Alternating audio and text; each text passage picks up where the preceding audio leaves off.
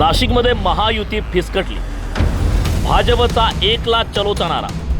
नाशिकमध्ये महायुती ही फिसकटली असून भाजपने एकला चलोचा नारा दिलाय। तर नरहरी झिरवळ यांनी अजित पवार यांच्या राष्ट्रवादीसोबत शिवसेनेची युती झाल्याचं जाहीर केलं। मात्र एकनाथ शिंदे यांच्यासोबत का गेले नाही याचं महत्त्वाचं कारण समोर आलंय। नुकत्याच झालेल्या नगर परिषदेच्या निवडणुकांमध्ये नाशिक जिल्ह्यामध्ये एकनाथ शिंदे यांच्या शिवसेनेला मोठा कौल मिळाला, तर अवघ्या 3 जागेवर भाजपला समाधानी राहावं लागलं। तोच वचपा काढायला भारतीय जनता पार्टीने एकनाथ शिंदे यांच्यासोबत युती करायला नकार दिल्याचं आता बोललं जातंय।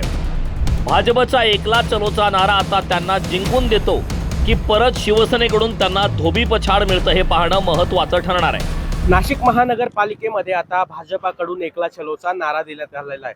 याचं पहिलं कारण म्हणजे काल एका खासगी हॉटेलमध्ये राष्ट्रवादी अजित पवार गटाची आणि शिंदे सेनेची युती झाल्याचं जाहीर करण्यात आलंय।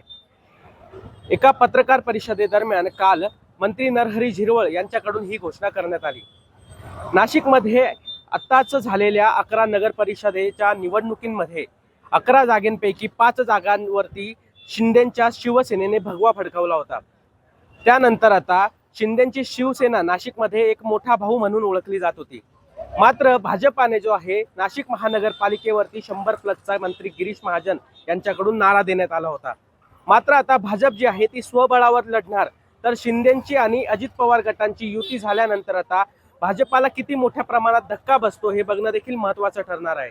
याचं दुसरं कारण म्हणजे नाशिकची त्र्यंबक महानगरपालिका जी आहे या नगरपालिकेवरती देखील शिवसेनेचा भगवा फडकलाय आणि आगामी होणाऱ्या सिंहस्थ कुंभमेळ्याच्या पार्श्वभूमीवर भाजपासाठी ही जी नगरपालिका होती अतिशय महत्त्वाची समजली जाणार होती। मात्र त्या ठिकाणी देखील शिंदेंची शिवसेना निवडून आल्यानंतर आता भाजपाला मोठा धक्का बसलेला आहे। आता नाराजी नाट्यानंतर भाजपमध्ये जे निष्ठावंत कार्यकर्ते होते यांच्यावरती काहीसा अन्याय झाल्याचं त्यांच्याकडून सांगण्यात येत होतं। त्यानंतर मंत्री दादा भुसे यांच्या उपस्थितीमध्ये या निष्ठावंतांनी शिंदे गटामध्ये प्रवेश केला। त्याचा देखील फटका भाजपला मोठ्या प्रमाणात नाशिकमध्ये बसू शकतो।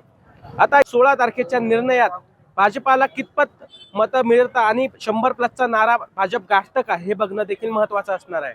वैभव घुगे, LS मराठी, नाशिक।